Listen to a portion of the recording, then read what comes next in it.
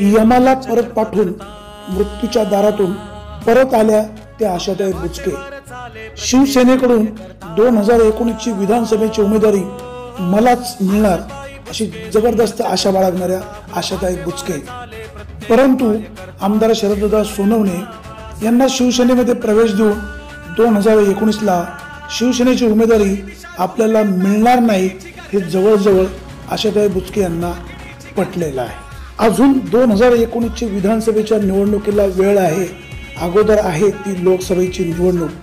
खासदार शिवाजीराव आढळराव यांच्याबद्दल आशाताई बुचके यांना प्रचंड आदर, परंतु लोकसभा निवडणूक जाहीर झाल्यापासून आशाताई बुचके काही अंशी नाराज आहेत। शिवनेरी किल्ल्यापासून ते वढूपर्यंत जी निर्धार यात्रा काढली त्यावेळेस जुन्नर या ठिकाणी आशाताई बुचके सहभागी झाल्या होत्या।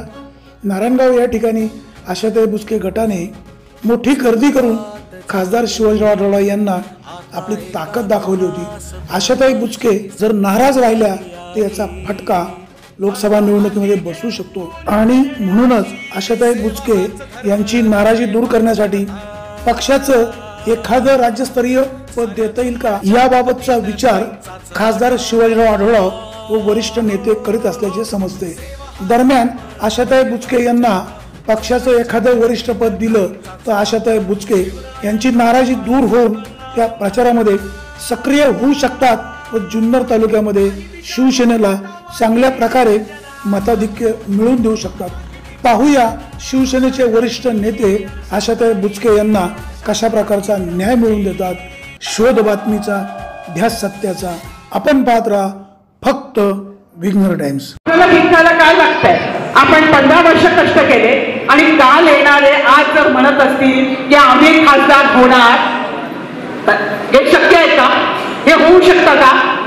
मग एकच गोष्ट, एकच तत्व पाळा की मी बाळासाहेबांचा शिवसैनिक आहे, मी कडवा फग्याचा शिवसैनिक आहे, माझ्या खांद्यावर कोणी हात टाकावा त्याची हिंमत मजाल कशी व्हावी, एवढं पथ्य जर आपण पाळलं तर निश्चितपणाने येणाऱ्या काळामध्ये कोणी किती मताधिक्य सांगितलं मला माहीत नाही, पण शिवाजीदादा आढळराव पाटील महाराष्ट्रातला एकमेव खासदार असे आहेत की जे निश्चितपणाने निवडून तर येणारच आहे। मताधिक्य कोणता तालुका ज्यादा देतो त्या तालुक्याचा सन्मान देखील केला जाईल आणि आपण सर्वांनी एकच मनात धरायचं आहे की मी त्याचा शिलेदार असणार आहे। मी दादाला या ठिकाणी मंत्रिपद आणण्यासाठी माझ्या मताचं आणि माझ्या सोबत माझ्या सर्व परिवाराचं मतदान माझ्या नातेवाईकांचं कसं होईल याच्यासाठी चंग बांधणार आहे।